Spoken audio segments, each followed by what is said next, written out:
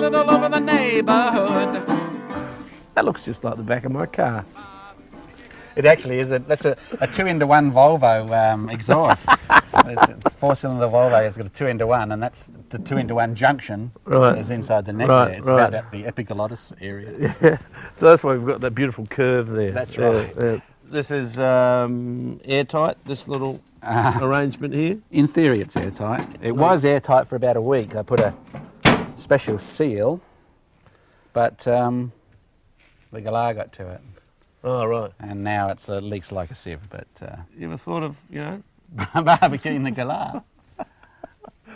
You know the old story about galahs, don't you? You put it in a pot with a stone. Yeah. When the stone is tender, throw the galah away and eat the stone. That's the one. That's it.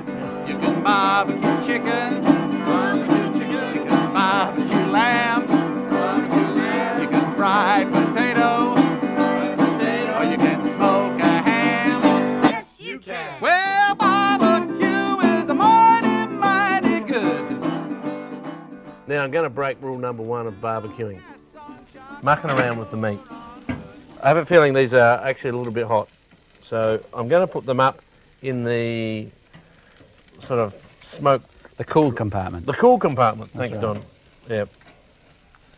And so we're going to have semi-smoked lamb chops, flavoured with red gum charcoal. Tell you another feature of my barbecue that works nicely. It's getting a bit ashed up there. We want to keep the airflow going. We can just, from the bum, we'll just pull out the debris. Here we go, out the back. Right. Look at that. Right.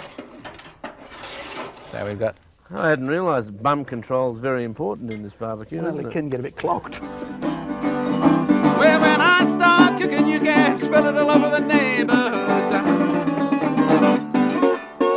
Which one's the brains of the outfit? Now, what is it about a barbecue that's so interesting?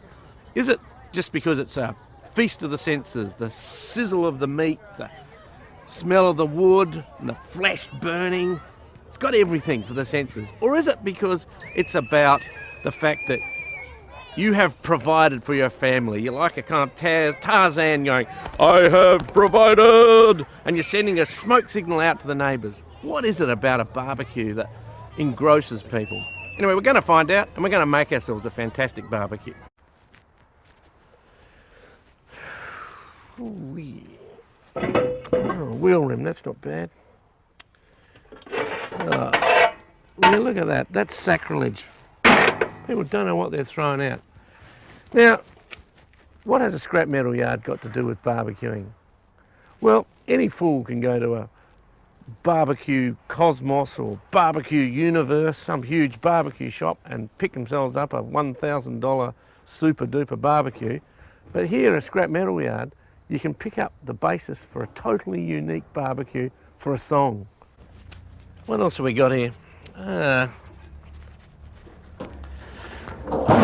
Oh yeah, oh, that's great. Stainless, it's fantastic. You can do lots of stuff with stainless. I like this real round shape here. I can see smoke going through that. Now, this is what we want. This is perfect for our purposes. This is quarry mesh. It's been used to make big rocks into small. But look at that shape there. You can get, I can see that burnt into a piece of steak right now. We'll have that.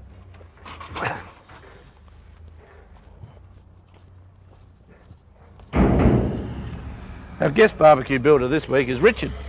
He's come out here from England to learn a few tips. What about this, Mark?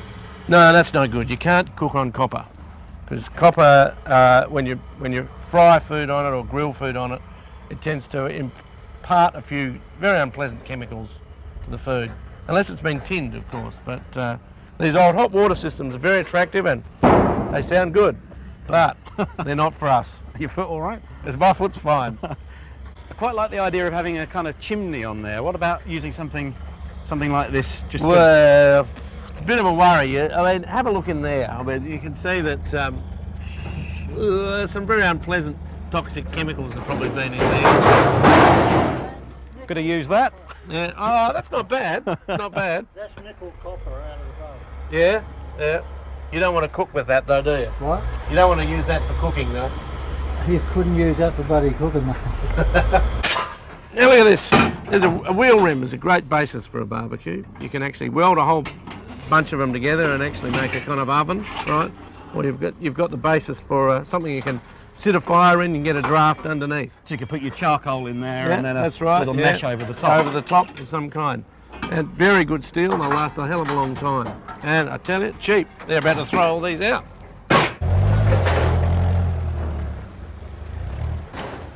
44-gallon drum is Even fantastic. as a pom, I've seen a barbecue made out of one of these. That's we're very observant and very good. That's very pleasing to hear. Cut it down the You middle. cut it in half with an angle grinder, put a hinge on it, and hey presto, instant barbecue. Pennzoil products. Yeah. Now you can get rid of oil out of drums with degreasers. You know, there are chemicals that you get which degrease the inside of them, but it pays if you don't know, if you're not sure what's in them, don't use them. Yeah, there must be something else over here we can find. You know, a basic thing. Ah, this is it. We found it. Look at that. A wheelbarrow. It's a wheelbarrow, yeah. Well, how on earth are you going to turn that into a bar? Now, not only is it a wheelbarrow, but it's a metal wheeled wheelbarrow, right? Yeah. No rubber tyre. It means so you can start a fire up there and the tyre doesn't melt. So that's a bonus. I reckon we'll see if we can get that for a small amount of money and take it away and find someone to So what work you on reckon it. is I could put some kind of mesh over there and Yeah, then move well, it around the garden to catch That's the last right. rays Go of anywhere. Go to sun the, or you can go to anything the like cricket Yeah. with your barbecue. You can go down the street, go to the park. You can get it out of the wind, into the shade, into the sun. The mobile barbecue. There you go. Thank you very much.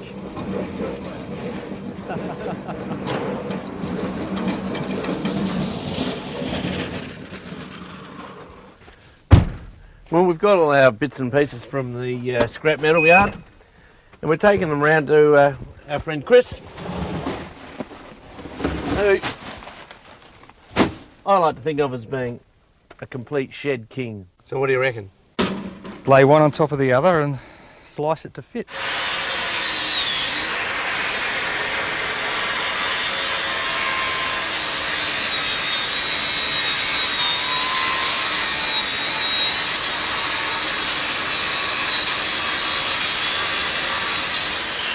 And dust that off. See, I don't think people understand what a fantastically creative tool the angle grinder is.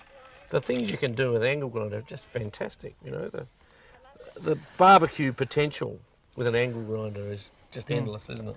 Trimming old bits of rubbish into a regular shape that you can use. Yep.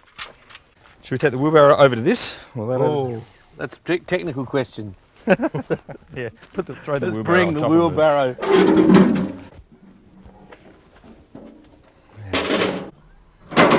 So this is a way of making the barrow the template, really, isn't it? For, Exactly, that's for right. our mesh. So it's guaranteed to fit.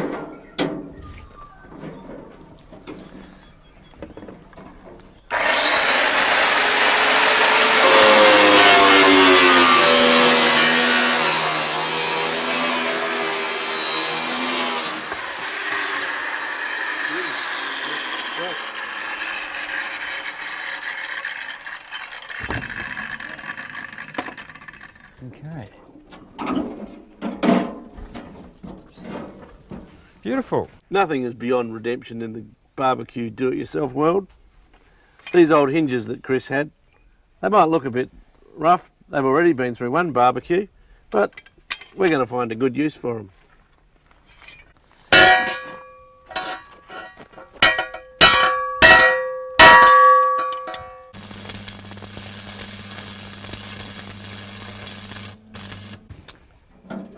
Well, there she is, all complete, ready to go. Just we need a few more little things, like a few little drainage holes in there, a few little air holes. We need the drainage hole so it doesn't rust out. But other than that, we're just about ready for a barbecue. So you hold on to that and I'll cut a few holes. Okay.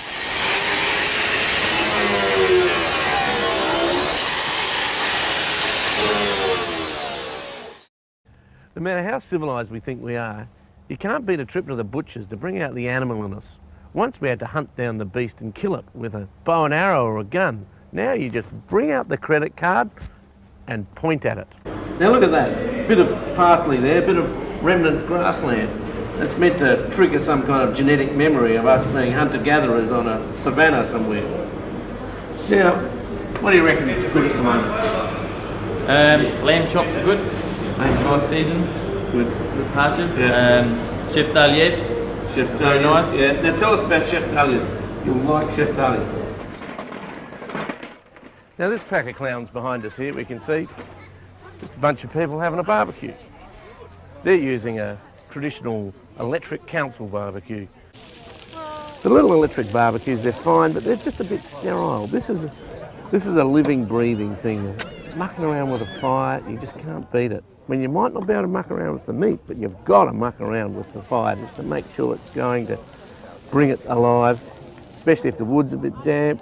Well, there's a whole lot of people arguing around about the fire and how to get it started. It's all part of that strangely inclusive thing about staring into a fire and then cooking food on it. There's some strange, deep genetic memory going on there that which we're trying to untangle here, but hey, we're going to eat something good in a minute. Let's eat. Well,